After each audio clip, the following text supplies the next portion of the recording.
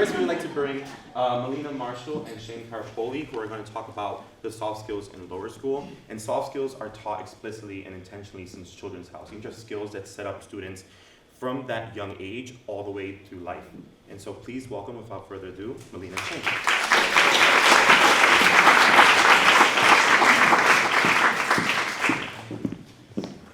Well, thank you so much for joining us tonight, and we're very excited to share a few thoughts about what we do in Children's House. So I don't know how many of you have seen headlines such as how we set our children on the road to success. And we certainly, from the moment your child begins this Whitby journey, your child is set for success. And I will explain later how we do that and what happens in the classroom, why our children are going to be set on the road to success. So I'm sure many of you have seen headlines, books like this, and The Blessing of Skin's Knees, how to raise an adult and of a parenting trap, okay? And then The Gift of Failure. I mean, that's food for thought for now, okay? And if you proceed, some of the recent articles that you see, many of you are familiar with work of Angela Duckworth on passion, grit, and success. And then, Goodbye Tiger Mom. That's what we used to believe in, Tiger Mom. Okay, let's drill, let's work with our children, let's send them to Kumon and practice some more of those skills. And hello, mythologist. Well, we're entering some new vocabulary here too, but we will explain what's behind it in a moment. And also, letting children always win is a losing strategy. Well, these days, all children are getting trophies at the end of the games. Okay? And also, why resilience is good for your health and career. What does this have to do with how we work with children? So all of that, I think we as parents and educators constantly search for answers, how to best teach our children, work with our children, and bring success to their lives.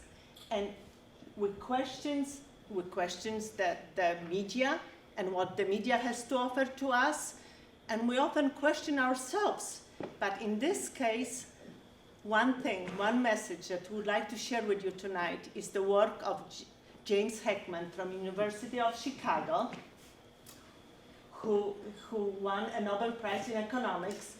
And this so resonates with us, what we do here at Whitby. And again, how we set our children for success. So, the quote reads, "The cognitive skills prized by the American educational establishment and measured by achievement tests are only part of what is required for success in life. Character skills are equally important determinants of wages, education, health, and many other significant aspects of flourishing lives." So, okay, now we discovered that it's not just cognitive skills, the academic skills, but we also know that now the social skills contribute to your child's long-term success in life. And we've known that it will be for a long time, but that's a separate line. So, realizing that, we take into consideration what now educators are just beginning to take into consideration.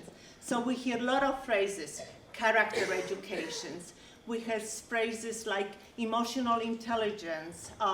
We hear phrases like skills for success. That's the newest one that's being introduced in many schools, skills for success. We've been doing skills for success all along that.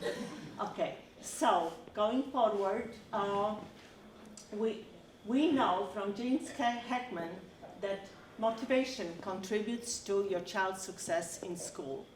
And Shane? So how does motivation look at Whitby?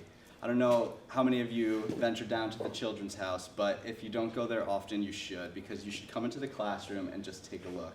When the child enters a primary classroom or a Stepping Stones classroom, it is just filled with tons of motivating teaching supplies for them to use, and it's all right there at their fingertips. They walk in on day one, and they have everything in the classroom. It's so authentic. It's glass, it's breakable, it gets broken. They love to use it. It's mature for them, and they want that material. They come in, they're using it, they see things the older kids are using. That's what they want. They're motivated to use everything in that classroom. I have a 3-year-old coming into primary, day 1, and he sees a 3rd year doing multiplication. He's like, I want to use those golden beads. I'm like, all right, slow down, kid, you're getting there, but let's work with me. So, and that's awesome. To see them want that, it's like, I mean, you can't ask for a better teaching job. Oh, sure, you want me to teach you multiplication? All right, I can deal with that. It's the best. So. But then when you think about motivation, how you motivate a child, you're not going to praise him, you've done a great job. The child has to feel it inside that he has accomplished or she accomplished something. So it's not from our words, it's from the sense of self-reliance as well. And that intrinsic feeling that they get from completing that work and being able to do it just motivates them even further. So another of the social skills is Sociability. So sociability is so apparent in our classrooms. We have our age ranges from 3, 4, 5-year-olds and sometimes 6-year-old, depending on when their birthday falls. So day 1, a 3-year-old's walking into this classroom. They're brand new. They don't know anybody. Immediately they come in and they get a 3rd-year buddy. It's like the big guy on campus coming up to you and being like, hey, I'm gonna take you under my wing. We're gonna explore this classroom. There's tons of stuff to do. It's amazing. So you're overwhelmed. Now you have this new friend. You don't know anybody, and you have this 3rd year who's the best person that you could possibly look to in the classroom, your role model. They're sitting with you at circle, they're showing you the work, you feel like $1 million. So you're social, you're talking, you get to meet other kids now, you see how they're playing outside, you're invited to play with them, and just the respect that children have for each other because they're used to talking to older kids, and the older kids are used to nurturing younger kids. It just creates such a healthy learning environment where they're able to flourish and talk to one another. And to be able to see that, and then be able to take that from primary.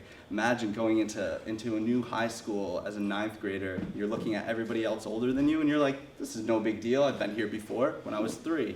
So this alone, when we have the mixed age grouping in Children's House, that provides our children with so much strength because they have the opportunity to learn to relate to different personalities and different ages. And that in itself contributes to the stronger sense of community. In our setting, in Children's House, children are not competitive with each other. There is a strong sense of community. They care for each other, and they're very caring and giving towards each other.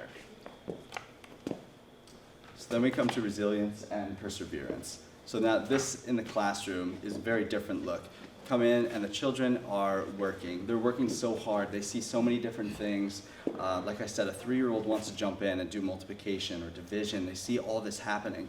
Eventually, they're going to hit a point in the classroom where the work that they want to do is not quite developmentally ready for them. They're working towards it. So they hit something, they can't do it. They experience that block. And what happens? So then there's another area of the classroom that we move them into where we follow the child and we get their interests. So they have success here and they're facing that failure, but they're still able to succeed. They move around the classroom. There's so many different things going on. We have so many materials from abstract to concrete.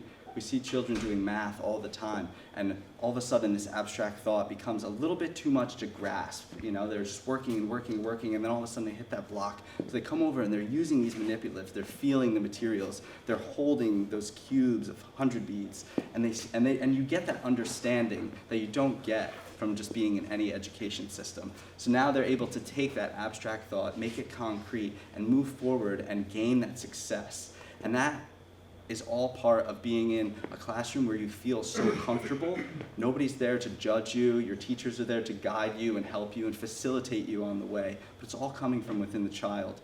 So when they experience that and they're able to take that failure and find something that works for them, learn it, and come back through repetition and just mastering that material and then succeeding, that's an early step at perseverance And that all comes from that motivation from those materials. And that resilience, that's so hard to teach. It's so hard to find those moments.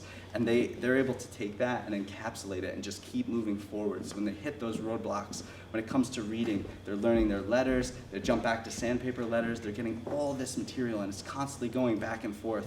And that's why we look at it, and the learning isn't linear. They could be here one day, and it looks like all of a sudden, oh, look, they were doing sandpaper letters last year. Why'd they jump back to that? They just need a little refresher. They get there, they get refreshed, they feel motivated, they're confident, they go back to reading, and all of a sudden they're aces again. And it's just so awesome to experience and to see the children just thrive.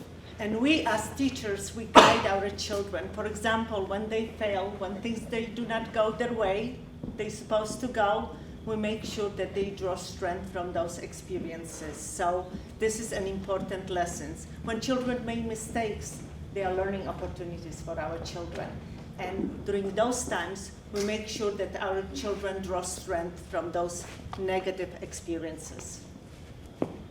So all these things, they're hot topics now. They're the buzz in education, and it's going on, and it's wild. It's catching on. Everyone wants to be a part of it. It's new. It's exciting. There's all this articles about it. But Whitby's here like a veteran. We've been running this forever, and everybody else in the education system is just trying to catch up. So these skills are the buzzwords of today. But at Whitby's, they have been around since the beginning because they are what Whitby was built on. These skills are inherent in our mission statement.